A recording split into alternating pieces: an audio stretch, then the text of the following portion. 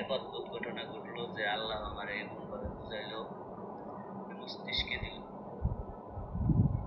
এক অদ্ভুতভাবে মস্তিষ্কে এগুলা ব্যাখ্যা তাফসীর পরে সবকিছু মানুষের আগেই মানুষ বুঝে কম, ঠিক আছে, ফাল পারে বেশি।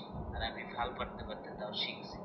আমার যদি একজন অপমান করে কয় জ্ঞান নাই মূর্খ, তাও সমস্যা নেই, আমি তারে দোষ দিইনি, এজন্য আল্লাহ শিখেছে। আর আমি যদি কই মূর্খ কানার ঘরে কানারা, দেখা গেছে আমার দোষ দিলে বসে।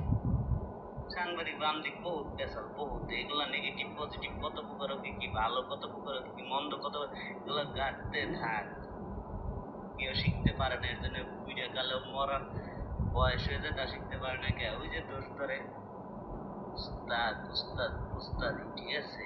শিখতে হইলে উস্তাদ যেমনি খুশি এমনি, পিটাইলে পিটা, গাইল পারে গাইল পার, খানকির পোলা দিলে পজিটিভ দিতে।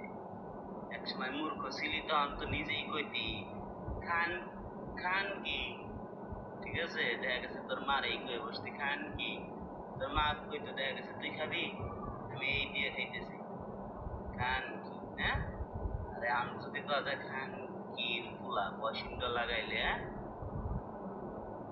খানকির ফুলা গেলে মাইন্ডে লাগে না, মাইন্ডে নিতে থাক, তুই মাইন্ডে নিবি, তোর চৈদ্দ গোষ্ঠী মাইন্ডে